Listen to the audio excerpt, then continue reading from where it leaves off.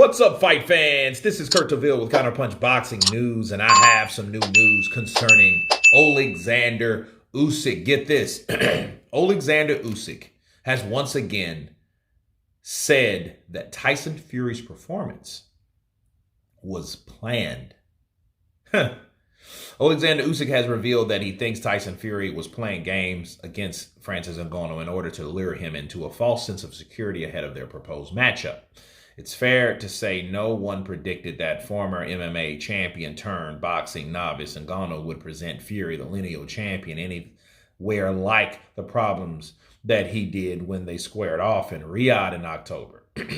So, this is what Usyk said. He said, "It seems to me that it was Tyson's plan to relax me, but I understand that I'll have to work very hard in the ring in order to get that victory." Usyk then revealed what he told Fury in the ring after the fight. He said, "Mate, you need a proper rest now."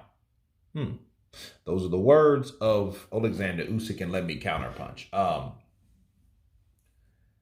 I don't know if that's the truth, people. I don't know if he planned that or not. I don't think, I don't know. I'll say this, though.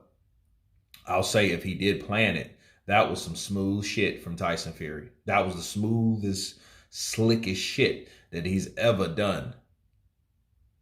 Ever.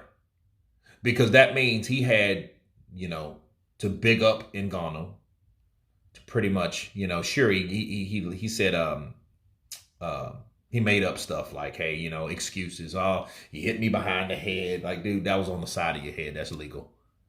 What else did he say?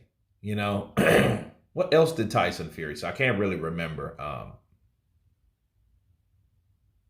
He hit him with an elbow. He hit him with an elbow. So, yeah, I mean, he was beat up, roughed up, bruised up, whatever up. Now, the question is, was it planned? I don't think that was planned. I don't think it was planned at all. I think Tyson Fury went in there and didn't expect to get what he got. I don't know if he underestimated him or whatever. Maybe he did, maybe he didn't. I will say this, though. I will say Oleksandr Usyk, if he believes that, I think that's a great mental approach. Why? Because, for one, it won't let Oleksandr Usyk's guard down. Okay? Because, see, once someone that's waiting ringside to finish a fight, to see how the outcome of a fight goes, and based on the strength of that fight, if that fight was a tough fight, then, hey, let me go in right after and finish off what Francis Ngannou started. If that attitude, okay, a lot of fighters have that attitude. They have that attitude. But that doesn't mean that that's the attitude you should have. Okay? And mentally, I think Usyk's ready because Usyk's not falling for any possible fuckery. And what I mean by that is, two, is because Usyk has done that his damn self. Usyk has done that himself. He did that against Derek Chisora. He said I was faking that time. I wasn't really fighting Derek like I should have been fighting Derek. I took what Derek had to offer me and I came back and I did enough to win, but I made it look rough. I made it look tough. I made it look problematic. I made it look like, hey, someone that's better than Derek Chisora can come in there and beat me up because Derek Chisora did enough for a lot of people to think that he had a draw or something like that. So I made it look that way. And I can believe that. Why? Because he looked a lot different between Derek Chisora than he did Anthony Joshua. The only problem is it lowers Joshua's stock because people thought Joshua wasn't worth the shit no more. That's what it was. You know what I mean? People are still kind of scratching their head to see if he's really on the level that he used to be on. So, so that's kind of not proven. But what I can tell you is Usyk looked a lot better, a lot sharper, a lot bigger in there with Joshua than he did Derek Chisora. He looked kind of small. He looked like a cruiserweight still, like a taller cruiserweight that was having problems adjusting to Derek Chisora.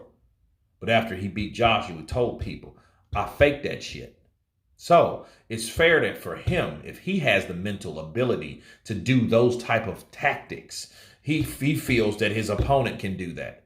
You live by the sword, you die by one, right? Okay, the sword that he lived by and the slick shit he pulled against Derek Chisora and then went ham in the Anthony Joshua fight. He thinks that Tyson Fury could just be or do the minimum against Francis Ngannou, try to survive, and then when he comes in there, goes ham on Oleksandr Usyk. Usyk knows that. So it's a smart idea, even if it's not true, because I don't believe it's true. But even if it is true, Usyk will be ready. So it won't be any excuse of, hey, man, Tyson Fury, he really surprised me. No, he's not going to be. He's going to be ready for anything that comes, and he knows that he has to work hard to beat Tyson Fury. He's not an idiot. And that's the way you should be. Because even if he didn't plan it, okay, that doesn't mean that Tyson Fury don't get a wake-up call from that last beatdown he got from that UFC tyrant legend, okay, and go in there and train like the Dickens and come in faster, sharper than he ever did and come in there and have a great performance against Usyk because he needs it. He needs it for his legacy. He needs it for his family. He needs it for his job. He needs it for a lot of reasons. For redemption, he needs that. So he needs to beat Oleksandr Usyk because that's the next fight in front of him. But he needs that to happen because if it doesn't happen, people are going to look at him as a shit-talking guy that never really was that good and he fought certain opponents that look good as he really was. Counterpunch. But anyway, you guys tell me what you think of Oleksandr Usyk not buying the performance by Tyson Fury. He thinks that he was faking the whole thing. Of course, please subscribe. And you guys been Counterpunch. Peace!